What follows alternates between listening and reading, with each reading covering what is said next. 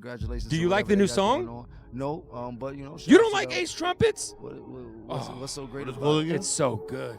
You're not in my top 50. You might be in Charlemagne's top 50 and things like that, but top 50. you haven't done that much for me in my life. Like, I didn't never want to be like Pusha. I never had a Pusha moment in my life. I never thought, like, you dig? Like, comparison with you and Nas, man. Everybody was talking about it.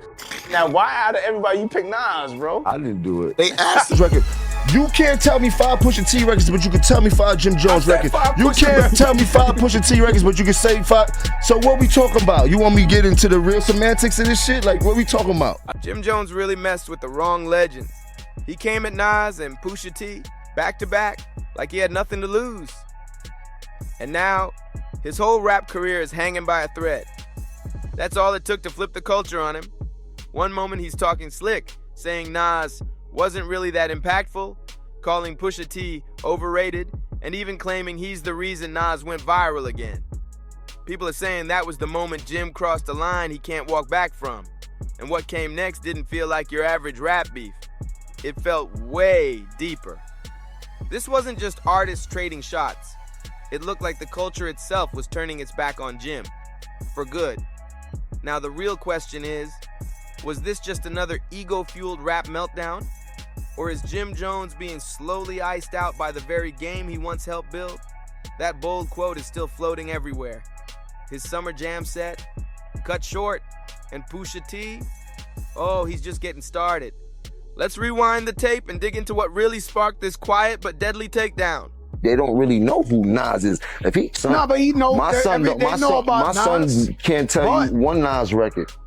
You heard? Like, let's keep it a buck. That one sentence? It's the quote that sent Jim Jones spiraling. And it wasn't just throwing shade. It felt like straight up erasure.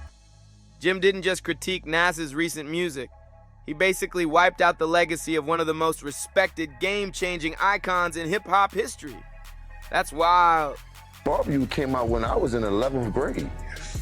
So Nas was my idol when I was young. Like, you dig? Came to dressing, the wordplay, the music, everything. I was a superior Nas fan, period. I'd never take that away from him. But then as I got in the game, you got to realize that your rivals would be idols, and not to take anything away from that. I developed my own style and my own lane that these kids start to gravitate towards the same way I gravitated towards Nas when I was younger and things like that. It's a whole different generation. Let's get into it.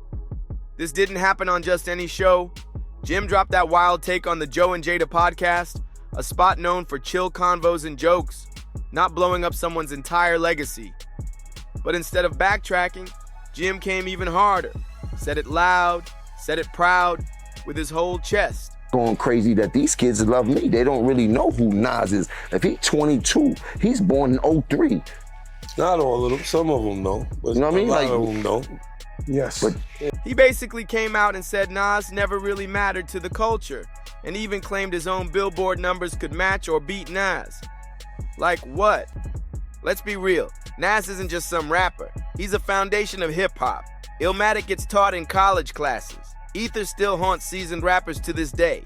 And King's Disease? That showed he's still growing, still evolving. Meanwhile, Jim's out here talking like he just dropped The Chronic or something. The wildest part? This wasn't even about music anymore. It was ego. Straight up insecurity disguised as an opinion, and the fact that he dragged his kid into the mix. Like, what kind of example is that supposed to be? The internet came for him fast. People flooded timelines with side-by-side stats, digging up every single Nas award, every sold-out show, every classic project. They weren't gonna let this slide. Y'all are only 3 years apart, and Nas is just like murdering you. You asked us to look up the stats, and here they are. Like Jim Jones, like, you got a couple songs. I mean, like, literally, it's a couple. But we're talking about Nas. Let me show y'all Nas's last projects. Nas been getting it in since 2018. Jimmy, when the last time you put out an album? Meanwhile, Jim's chart numbers didn't back up any of this.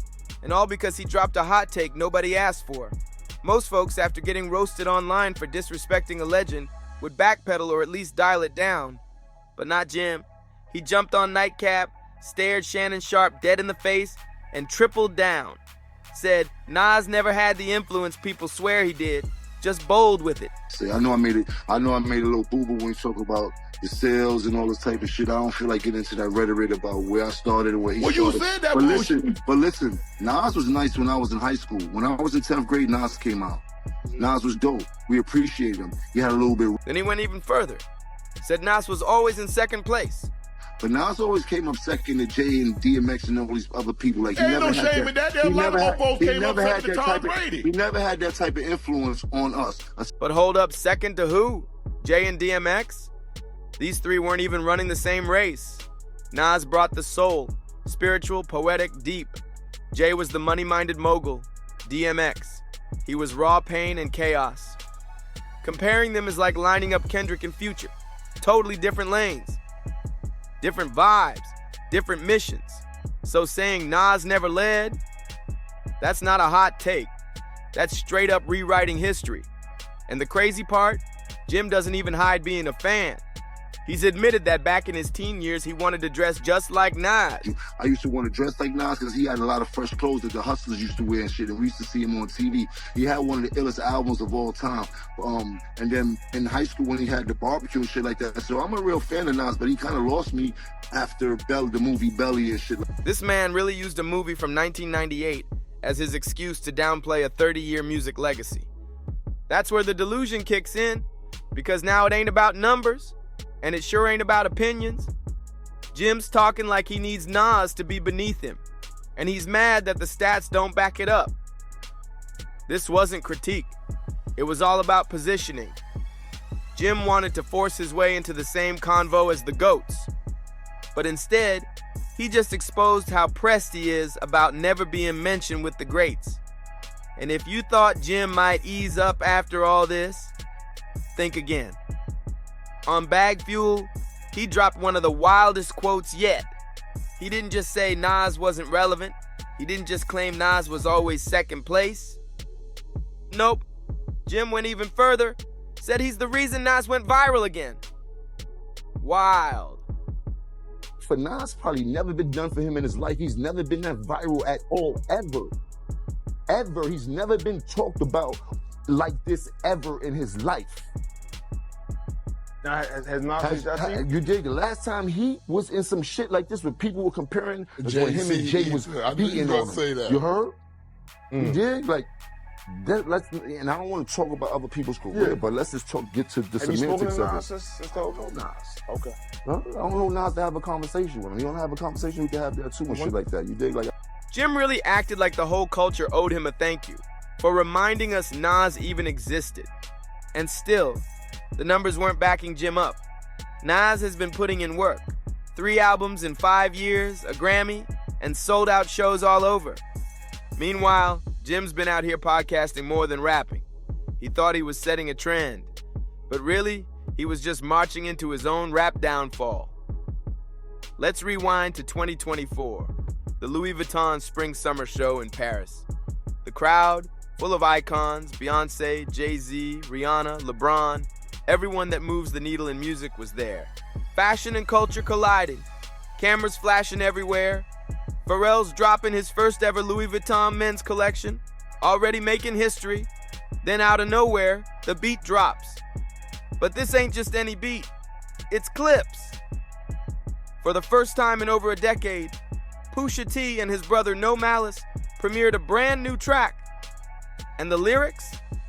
You could feel the whole energy shift. Fast. Even Jay-Z was locked in, nodding to the beat.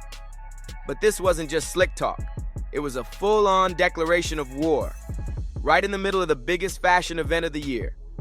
And those bars, yeah, they weren't subtle. Everyone knew exactly who Pusha was gunning for. That chasing a feature out of your element line, direct aim at Jim, for linking with Drake after getting that honorary Dipset shout in Harlem. And let's not forget, that's the same Drake Pusha crushed in The Story of Adidon, a blow he still ain't bounced back from. But this wasn't some quick diss tossed on SoundCloud. Nah, this was chess. Pusha used Paris Fashion Week as his battlefield. That's how calculated he is.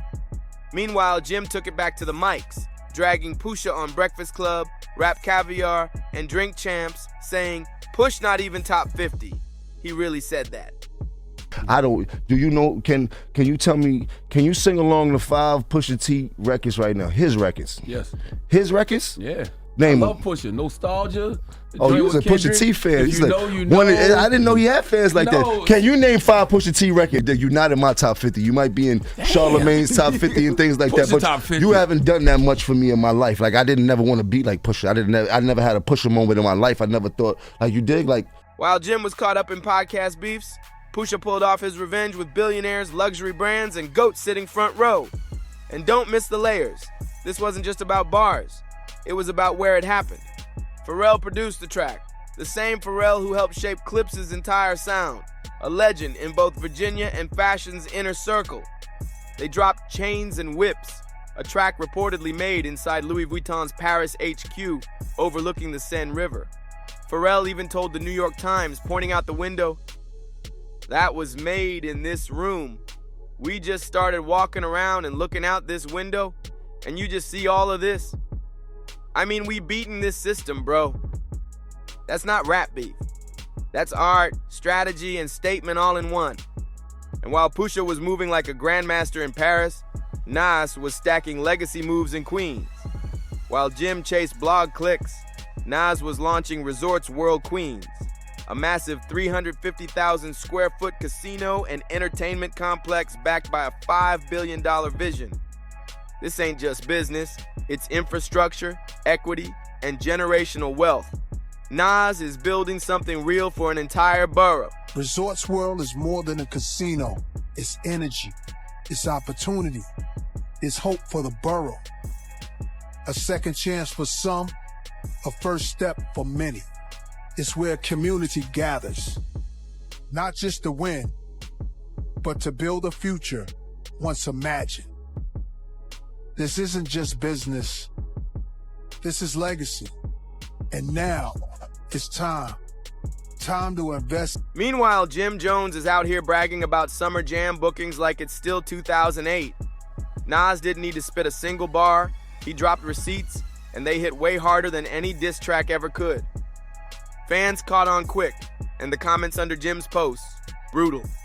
One read, "Somebody who can't stop yapping is just chasing clout. Nas out here making real boss moves. When you're truly rich, respected, and still relevant, you don't need to clap back. You let your life do the talking." And Jim, he's getting booed off stages now. Let's paint the picture. Summer Jam 2024. Jim finally gets the spotlight he's been chasing all year, but the second he touches that stage, silence, nothing but crickets.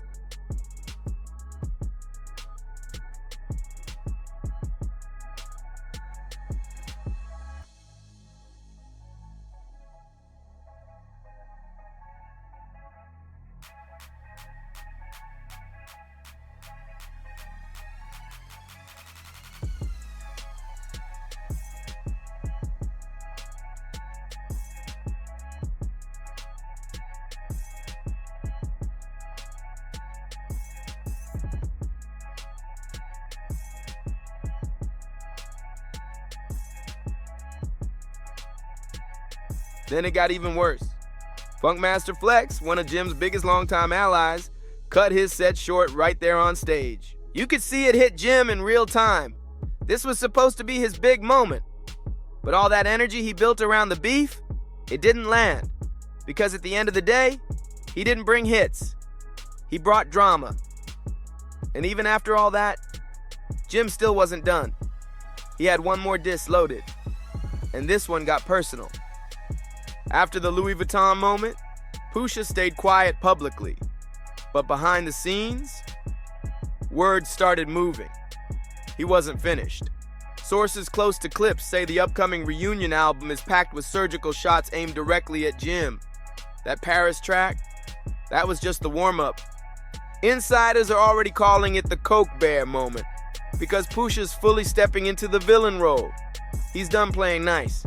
And if Jim keeps yapping, it's about to be lyrical slaughter. And it's not just the bars, it's the presentation. Pusha's aligning his comeback with luxury power moves, while Jim's rapping in Harlem alleyways using the same exact beat he just got buried on. Yeah, you read that right. Jim tried to flip the chains and whips beat and drop a response freestyle. Bold or desperate.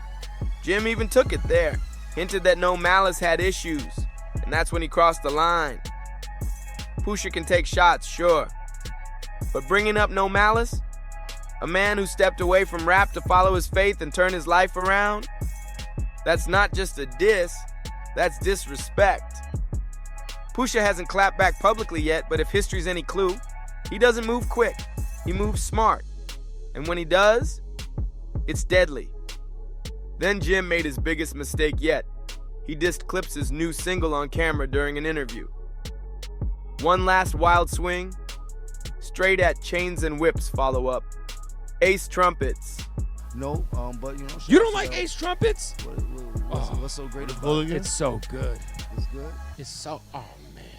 It's good. So yeah, there's something going on good that in you ain't what? tell us about, It's bro. good in what? A nostalgic value of it. You don't think Ace I trumpets don't is believe hard? it. I don't believe them. But that's a whole nother story. I don't want to downplay nobody's craft or their music. I want to uplift everybody and things like that. But I don't listen to their music. I never have. I can't recall too many records that I can remember. You know what I mean? He tried to act unbothered, said he doesn't listen to Clips and never has. But that fake chill, it cracked fast. The insecurity oozed out with every word. Deep down, Jim knew exactly who they were talking about, and that they bodied him. And this is where everything shifts. Because it's not just Pusha and Nas anymore. The culture is shutting the door on Jim. Blogs are flaming him, and even fans who once screamed Dipset are now telling him to hang it up. This wasn't beef, it was a lesson.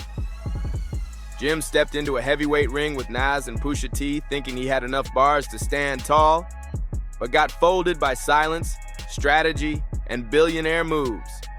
He ain't trending, he ain't on playlists. He's a ghost in the game he helped build. And here's the kicker. The new Clips album ain't even out yet. That might be the real funeral. If you thought this saga was wild, just wait for what's next. Make sure to like, subscribe, drop a comment, and share this with your crew. See you on the next one.